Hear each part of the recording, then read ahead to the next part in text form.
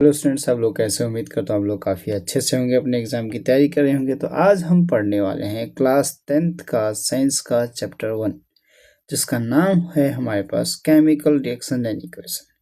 ये चैप्टर से हमारे पास जो कुछ क्वेश्चन जो आते हैं ना, हमारे पास फिक्स है, हमारे पास यहाँ से क्वेश्चन आने हैं तो आने ही है हमारे पास, ठीक है। तो इस क्वेश्चन का हम एनसीईआरटी का लाइन पढ़ना स्टार्ट करते हैं। अब जहाँ जहाँ हमें इंपॉर्टेंट लगेगा वहाँ पे हम लगाएंगे कि यहाँ से क्वेश्चन आने हैं तो आएंगे ही हमारे पास, ठीक है।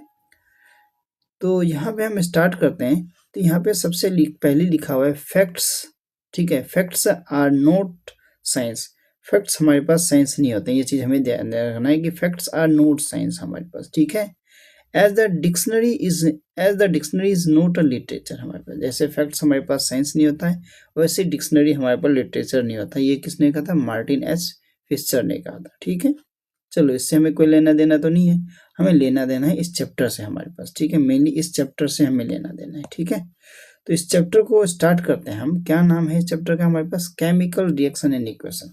सबसे पहले हम केमिकल रिएक्शंस की हम बात करेंगे एंड इक्वेशन की हम बात करेंगे, ठीक है। तो यहाँ से हम चैप्टर स्टार्ट करते हैं और देखते हैं कि consider the flowing situation of daily life and think what happens when, ठीक है।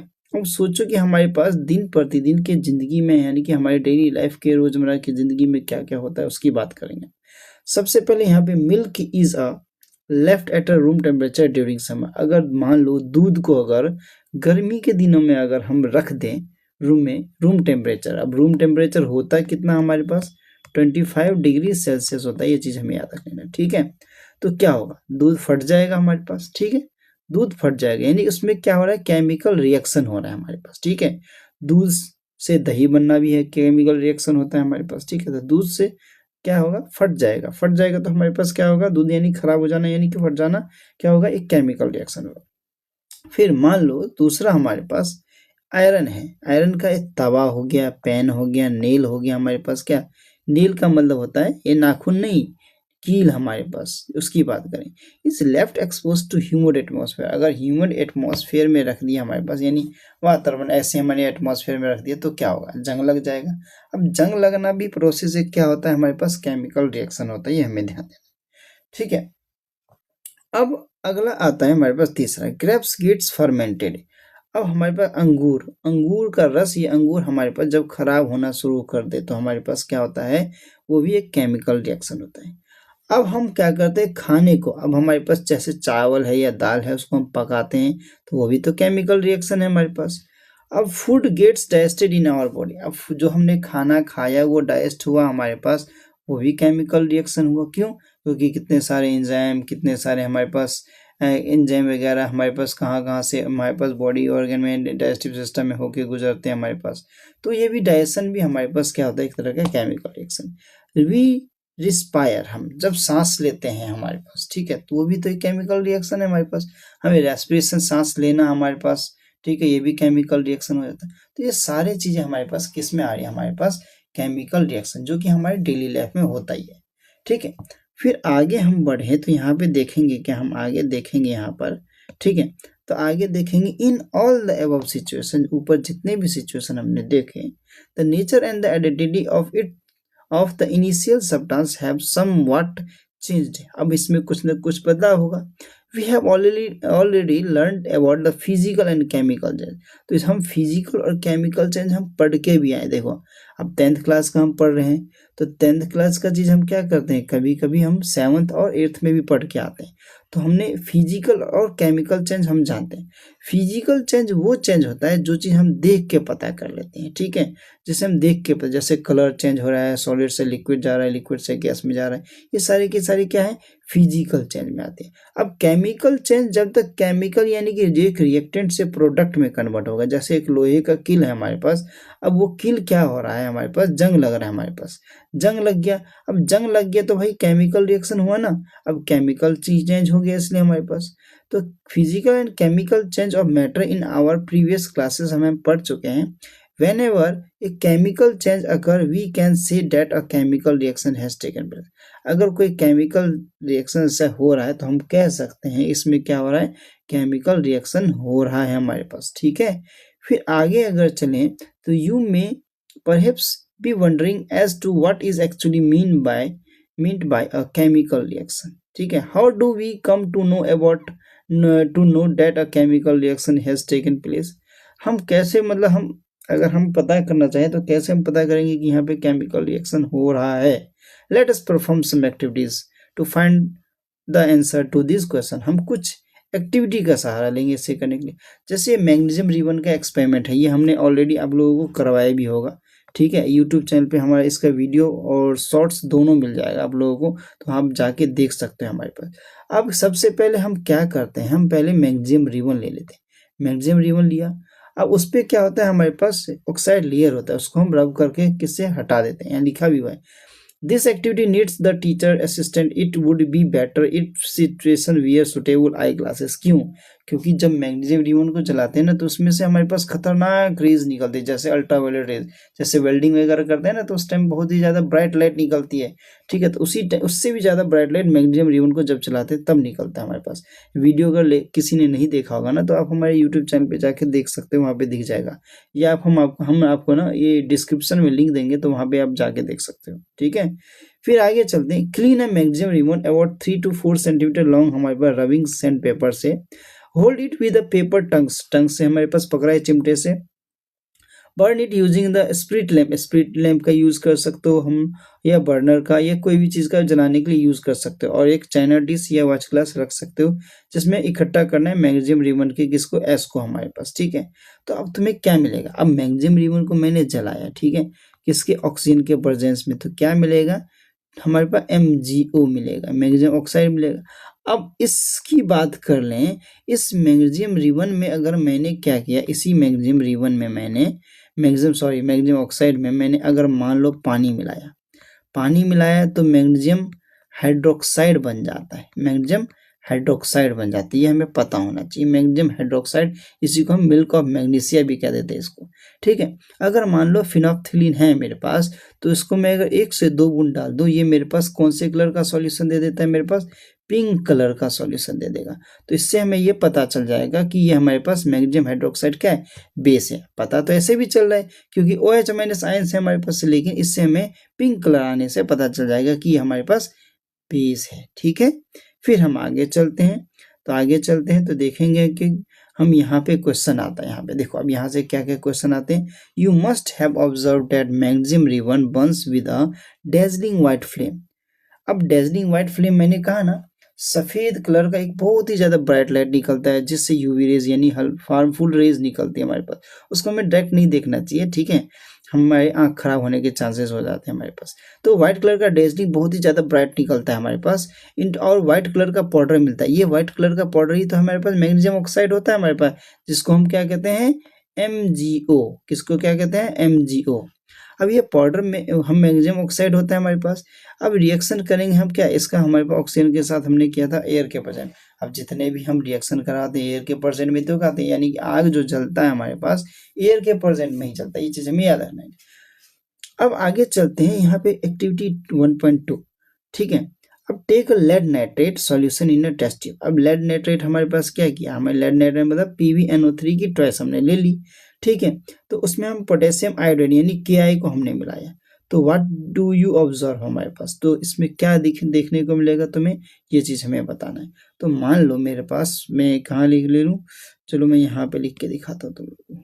ठीक है, यहाँ पे लिख के दिखाता हूँ कि मेरे पास क्या ले ले, PbNO3 की ट्वाइस प्लस मेरे पास क्या आ गया, पोटेशियम आयोडाइड Ki। ठीक है, तो मेरे पास क्या मिलेगा, ये चीज हमें बताना है। तो सही बात है, हमारे पास पोटेशियम आयोडाइड मिलेगा हमारे पास, पोटेशियम आयोडाइड बोल रहा हूँ हमारे पास। लेड आयोडाइड PbI2 मिलेगा मेरे पास। ठीक है, PbI2 मिलेगा हमारे पास। ठीक है, PbI2 हमारे पास मिलेगा, PbI2 मिलेगा हमारे पास, ये चीज हमें ध्यान रखना है।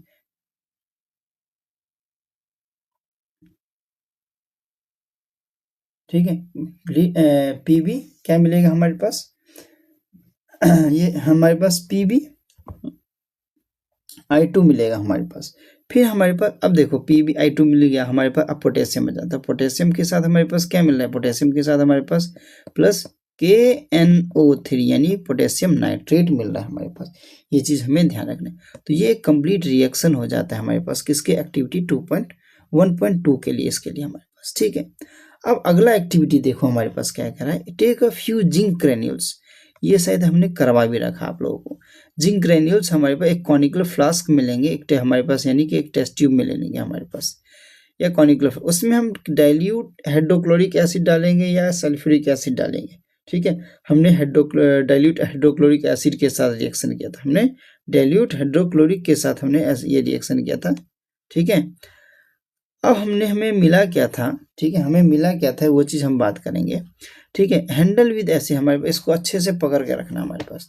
तो मान लो हमारे पास जिंक है, Zn है, इसको मैंने डाइल्यूट HCl डाला इसमें मेरे पास, ठीक है, डाइल्यूट HCl मैंने डाला है, तो मेरे पास क्या मिलेगा ये चीज़ हमें पता होना चाहिए। इसमें हमें मिलेगा क्या ये चीज़ हमें पता होना चाहिए, ठीक है, ध्यान से हमारे पास ये हमें पता होना चाहिए।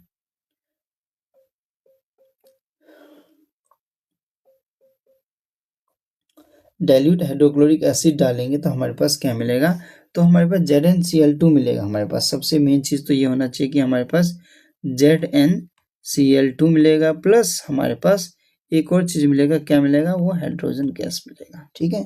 ये चीज़ हमें पता होना चाहिए। तो ये हमारे पास 1.3 एक्टिविटी था, ठीक है।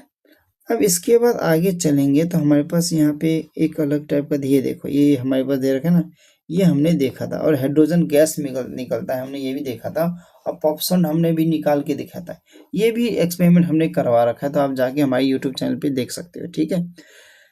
देखो सबसे पहली बात तो मैं यही कहूँगा, अगर यूट्यूब चैनल पे नए हो ना, लाइक सब्सक्राइब शेयर जरूर करना, और दोस्तों के साथ जरूर शेयर करना, ठीक है, क्योंकि जो अच्छी चीज़ें होती है ना वो बांटनी चाहिए, और ज्ञान तो ऐसे भी बांटना चाहिए हमें, ठीक है। तो आगे चलते हैं हम। तो फ्रॉम द अबव हमारे पास 3 एक्टिविटीज, 3 एक्टिविटी हमने देखी। We can say that any of the following observation help us to determine whether a chemical reaction has taken. अब कौन कौन से हमारे पास, मतलब कहने का मतलब है क्या क्या चीज़ है जो हमारे पास केमिकल रिएक्शन करने हेल्प करता है हमारे पास। जैसे चेंज इन स्टेट हो जाता है हमारे पास, अगर केमिकल रिएक्शन होगा तो कलर चेंज हो जाएगा, उसमें से गैस मिल सकता है, CO2 हाइड्रोजन, जो भी गैस मिलेगा हमारे पास। टेम्परेचर चेंज हो जाएगा, मान लो शुरुआत में टेम्परेचर कम है, जैसे हम मान लो सोडियम हाइड्रोक्साइड को अगर वाटर में मिलाते हैं, हमारे पास सोडियम हाइड्रोक्साइड को वाटर में मिलाते हैं हम, तो क्या होता है इसमें, देखते हो इस रिएक्शन में हमारे पास टेम्परेचर बढ़ जाता है। अब टेम्परेचर बढ़ जाता है तो टेम्परेचर चेंज हो गया ना, तो वैसे ही हमारे पास और भी चीज़ें हो सकती है। तो as we observe the changes around us we can see that there is a large variety of chemical reaction. तो बहुत ज़्यादा हमारे पास केमिकल रिएक्शन होगा हमारे पास। We will study about the various types of chemical reactions and their symbolic representation in chapter। तो इसमें हमारे पास symbolic representation हम दिखाएंगे, और इसके हम बात करेंगे कि क्या होता है। अब यहाँ पे केमिकल इक्वेशंस की सबसे पहले बात होगी, ठीक है। यहाँ पे किसकी बात होगी, केमिकल इक्वेशन। अब हमारे पास केमिकल इक्वेशन क्या होता है, अब केमिकल इक्वेशन को बैलेंस कैसे करते हैं वो चीज़ भी हमें देखना होगा, ठीक है। तो हम देखते हैं यहाँ पे, अब यहाँ पे बैलेंसिंग ऑफ इक्वेशन सबकी हमारे पास बात होगी, ठीक है। तो बैलेंसिंग ऑफ इक्वेशन से एक क्वेश्चन तो कंफर्म है, आता ही हमारे पास, ठीक है, ये चीज़ हमें देख लेना है। तो हम पहले आज इसको ही कंप्लीट करेंगे, तो हम केमिकल रिएक्शन देख लेते हैं और बैलेंसिंग देखेंगे। तो चलो यहाँ पे स्टार्ट करते हैं। एक्टिविटी 1.1 हमने देखा था मैग्नीशियम रिबन से। तो मैग्नीशियम रिबन का हमने देखा था, उसको जलाया था हमारे पास, तो मैग्नीशियम ऑक्साइड मिला था हमारे पास, ठीक है। ये चीज़ हमने देखा, ये सब चीज़ें आप पढ़ सकते हो अच्छे से। अब इसमें है क्या, ये मैग्नीशियम है प्लस ऑक्सीजन है, ये तो हमारे पास ऐसे लिखा है स्टेटमेंट के फॉर्म में, लेकिन अगर इसका रिएक्शन लिखना होगा तो कैसे लेंगे, Mg plus O2 equal to हमें मिल के आ जाएगा MgO मिलेगा। अब इसको बैलेंस कैसे करेंगे, ये हमारे लिए LHS हो गया, ये RHS हो गया, यानी कि हमारे लिए क्या हो गया, ये रिएक्टेंट हो गया, ये हमारे लिए क्या हो गया, प्रोडक्ट हो गया हमारे पास। ये चीज़ हमें ध्यान रख लेना है। तो इसमें हम क्या करेंगे, Mg मेरे पास कितना है, 1 है, ठीक, इधर Mg मेरे पास, इधर भी मेरे पास 1 है, इधर ऑक्सीजन मेरे पास कितना है, 2 है, इधर ऑक्सीजन मेरे पास 1 है। तो ये तो बहुत नाइंसाफी वाली बात होगी। तो मैं इसको क्या करूँगा, 2 से मैं मल्टीप्लाई करूँगा, इधर प्लस नहीं करना, इधर मल्टीप्लाई वाला सेक्शन होता है हमारे पास। तो 2 से मल्टीप्लाई करूँगा तो ये 2 हो गया मेरे पास। चलो ठीक है, मैं एक रिएक्शन इधर लिख लेता हूँ, तो Mg प्लस O2, तो अगर मैं रिएक्शन करूँगा तो MgO हो गया मेरे पास इधर, तो मैंने इधर 2 लगाया, ठीक है, मान लो। तो मेरे पास ऑक्सीजन, हमारे पास मैग्नीशियम भी तो 2 हो जाएगा, तो मैंने चलो इसको भी 2 कर दिया, तो ये 2 हो गया मेरे पास। फिर ये भी तो 2 हो जाएगा, तो मैंने इसको भी 2 भी कर दिया, तो इसको मैंने यहाँ 2 लगाया, यहाँ अब देखो 2 मैग्नीशियम 2 ऑक्सीजन हो गया। तो ये हमारे पास एक तरह से क्या हो गया, बैलेंस्ड हो गया हमारे पास। तो इसी तरीके से आप लोगों को भी क्या करना है, ये बैलेंसिंग ऑफ इक्वेशन करना है। ऐसे हमने अपने यूट्यूब चैनल पे सिखा भी रखा है, वहाँ पे भी आप जाके देख सकते हो, ठीक है।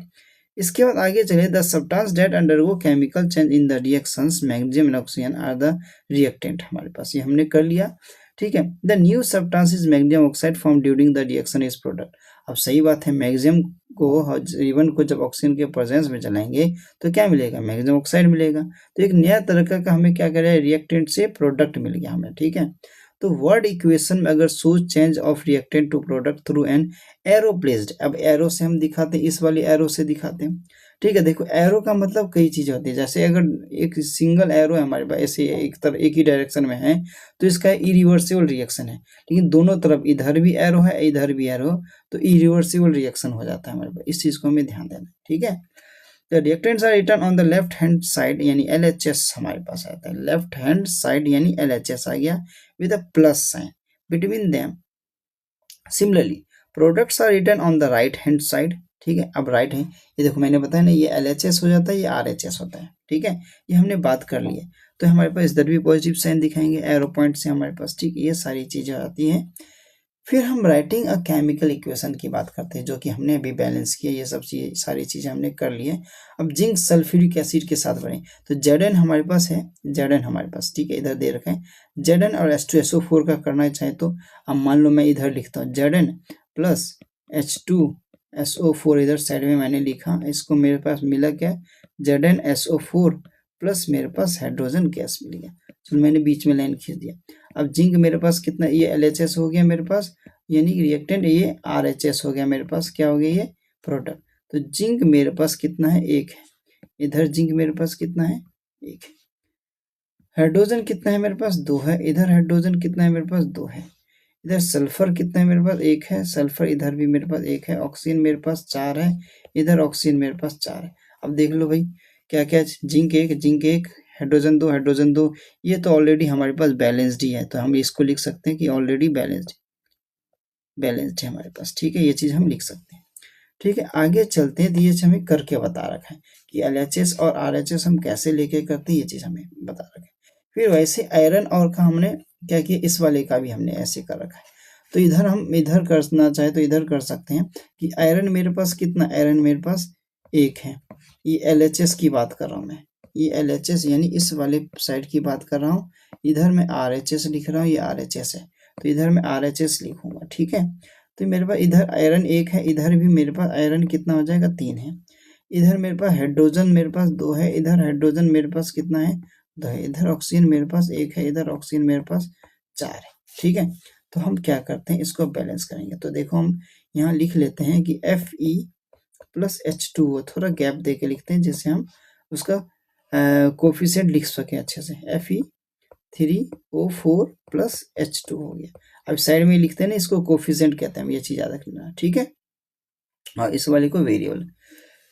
अब यहाँ पे देख लो, आयरन 1 है, आयरन 3 है। चलो भाई 3 से मल्टीप्लाई कर दिया हमने, तो ये भी 3 हो गया, ठीक है। 3 से मल्टीप्लाई किया, 3 हो गया। अभी लिखना नहीं है यहाँ पे हमें, 3 हो गया, तो ये हो गया हमारे पास, ठीक है, 3 हो गया, ठीक है। यहाँ पे 3 हो गया। अब वाटर 2 है, वाटर 2 है। चलो ऑक्सीजन 4 है, तो इसको भी 4 से मल्टीप्लाई कर दो, 4 हो गया, ठीक है।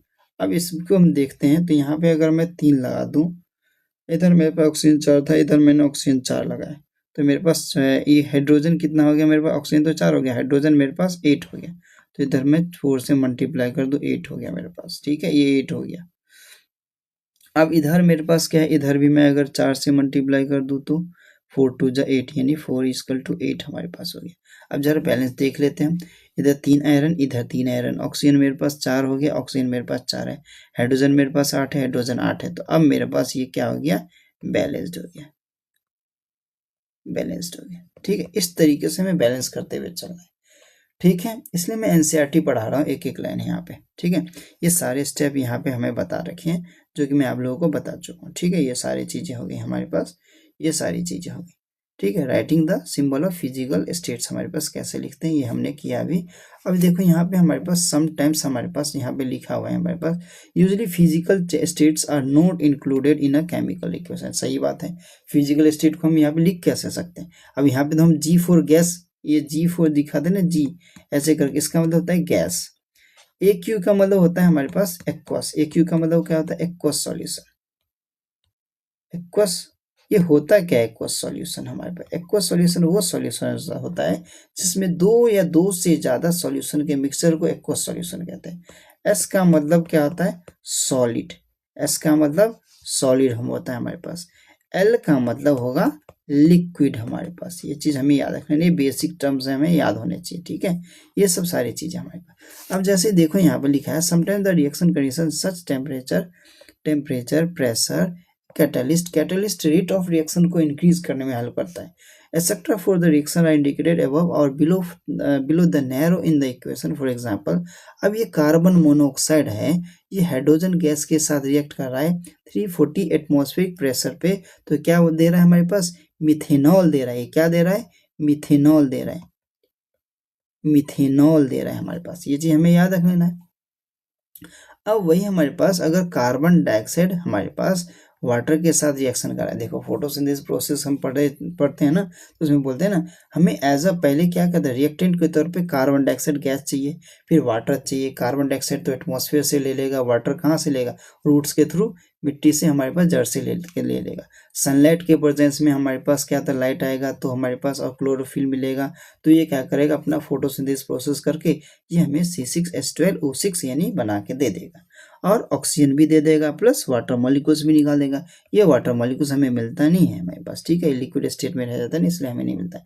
हमें यहाँ से एक्चुअल में ऑक्सीजन मिलता है, प्लांट्स को यहाँ से अपना खाना मिल जाता है। यानी कि देखो पौधे लगाने के कितने फायदे, पौधे को तो फायदा है ही, हमारे पास अपना खाना बना भी लेता है और हमारे लिए भी दे देता है क्या? ऑक्सीजन दे देता है। ये चीज याद रख लेना, ठीक है। ऐसे अगर आगे चलें यहाँ पे हमारे पास, तो ये वाला पोर्शन होता है खत्म, और यहाँ पे हमारे पास क्वेश्चन आता है, जो कि इसमें से सबसे पहला जो क्वेश्चन है ना, मोस्ट इंपोर्टेंट क्वेश्चन है हमारे पास, जो आया हुआ है हमारे पास कई बार एग्जाम में। अब यहाँ पे एक दूसरा और तीसरा क्वेश्चन है, ये भी हमारे लिए इंपॉर्टेंट है, इनको भी लगा लो इंपॉर्टेंट। क्यों? अब देखो इस क्वेश्चन को अगर हम करेंगे तो hydrogen plus chlorine equal to hydrogen chloride, अब इसको बैलेंस भी करना है हमारे पास। तो हमारे पास मान लो इधर हमने लिखा तो हाइड्रोजन H2 प्लस Cl2, ये रिएक्ट करके हमें क्या देगा? HCl देगा। तो इसको मैं अगर डायरेक्ट बैलेंस करूँगा तो इधर मैं 2 लगाया, तो 2 लगाने से मेरे ये बैलेंस हो गया। फिर बेरियम क्लोराइड में क्या होता है? हमारे पास ये पहला वाला ये रही हमारे पास, ये दूसरा वाला इधर। बेरियम क्लोराइड क्या होता है? BaCl2 रिएक्ट करेगा एल्युमिनियम सल्फेट के यानी कि Al2SO4 की थ्राइस के साथ, तो ये हमें क्या देगा निकाल के? ये चीज ध्यान से देखना। तो बेरियम सल्फेट यानी BaSO4 की हमारे पास क्या? BaSO4 की ट्वाइस ये देगा हमारे पास। ऐसे BaSO4 देगा, ट्वाइस नहीं होगा क्योंकि दोनों में 2 2 होता है ना, इसलिए हमारे पास ये हो जाएगा। तो BaSO4 हो जाएगा प्लस हमारे पास एल्युमिनियम क्लोराइड यानी AlCl3। अब इसको बैलेंस करके बताओ, ठीक है, तब बात मानेंगे, ठीक है। ऐसे हमारे पास देखो ये लिखने में दिक्कत होगी इसलिए मैंने लिख दिया। अब सोडियम हमारे पास आ गया, सोडियम यानी इस वाले की बात करेंगे तो हमारे पास क्या होगा? Na प्लस वाटर यानी H2O, हमारे पास क्या बनेगा? हमारे पास ये चीज हमें बताना है। तो सोडियम हाइड्रोक्साइड यानी NaOH प्लस H2 गैस निकाल के देगा। इसको बैलेंस करके बताओ कैसे बैलेंस करेंगे, ठीक है। फिर यहाँ पे आप बताएं, यहाँ पे सॉल्यूशन ऑफ बेरियम क्लोराइड यानी कि हमारे पास क्या लिखेंगे? BaCl2। अब सोडियम सल्फेट प्लस हमारे पास सोडियम सल्फेट यानी Na2SO4 हमारे पास आ गया, ठीक, Na2SO4। तो ये क्या दे रहा है? रिएक्ट कर रहा है वाटर के साथ, तो हमें बेरियम सल्फेट दे रहा है यानी BaSO4 दे रहा है हमारे पास, BaSO4 दे रहा है। एक चीज देख, अभी एक और चीज बताऊंगा मैं, बहुत इंपॉर्टेंट चीज देखना। तो BaSO4 देगा, अब हमें क्या दे रहा है? BaSO4 के साथ हमारे पास सोडियम क्लोराइड यानी NaCl भी दे रहा है, ये चीज याद रखना। अब मैं जब रिएक्शन बताऊंगा ना तो देखो ये हमारे पास रिएक्ट कैसे करता है। अब मान लो हमारे पास जैसे ये है BaCl2 है हमारे पास, तो ये BaCl2 मेरे पास क्या बना के दे रहा है? ये Ba प्लस में होता है और Cl माइनस में होता है। अब Na2SO4 में Na प्लस में होगा और SO4 माइनस में होता है। कभी भी ये डिस्प्लेसमेंट रिएक्शन हो जाएगा हमारे पास, डबल डिस्प्लेसमेंट बोल सकते हैं इसको हम, ठीक है, आपस में चेंज हो रहा है हमारे पास। तो प्लस वाला कभी भी ना माइनस वाले के साथ ही रिएक्ट करता है, तो ये NaCl के साथ रिएक्ट करेगा, और SO4 माइनस वाला है, 2 माइनस है, तो ये इसके साथ रिएक्ट करेगा, तो BaSO4 बना और NaCl बना। इस तरीके से आप क्वेश्चन करोगे ना तो इजीली क्वेश्चन आप लोगों से हो जाएगा। ये चीज़ ध्यान रख लेना है, ठीक है, ये चीज़ क्या करना है, ध्यान रख लेना है, ठीक है। ये चीज़ें हर कोई नहीं बताता, ठीक है, मैं बताता हूँ सिर्फ, ठीक है, इसलिए ये चीज़ ध्यान रख लेना है। फिर आगे चलते हैं, तो आगे हमारे पास सोडियम हाइड्रोक्साइड है। सोडियम हाइड्रोक्साइड बोले तो NaOH है हमारे पास, ठीक है। अब इसको हम किसके साथ रिएक्ट करेंगे, हमारे पास विथ हाइड्रोक्लोरिक एसिड के साथ, तो हमने डाल दिया HCl, यानी बेस का एसिड के साथ रिएक्शन हुआ तो क्या बना हमारे पास, देखो, तो हमारे पास सोडियम क्लोराइड बनेगा, NaCl बनेगा, प्लस हमारे पास वाटर मिल जाएगा हमें। तो ये चीज़ हमें देखना है ध्यान से हमारे पास, ठीक है, तभी तो पता चलेगा कुछ चीज़ें हमारे पास। तो ये लेक्चर आप लोगों को कैसे लगा हमें कमेंट सेक्शन में ज़रूर बताएं, और चैनल पे नए हो ना तो लाइक सब्सक्राइब शेयर ज़रूर करना दोस्तों के साथ, ठीक है, क्योंकि ज्ञान बांटने से बढ़ता है। तो बोर्ड एग्जाम की तैयारी कैसी चल रही है आप लोगों की, हमें कमेंट सेक्शन में ज़रूर बताएं, और बाकी आप लोगों को कोई दिक्कत परेशानी हो तो आप हमें वो भी कमेंट सेक्शन में बता सकते हो। आगे का जो हमारा नेक्स्ट लेक्चर जो होगा हमारे पास, सेकेंड लेक्चर हमारे पास टाइप्स ऑफ केमिकल रिएक्शन होगा। इसमें रिएक्शन में हम सारा ही चैप्टर ही खत्म कर देंगे, ठीक है। तो फिर हम मिलते हैं किसी नए लेक्चर के साथ, तब तक के लिए thank you and good bye.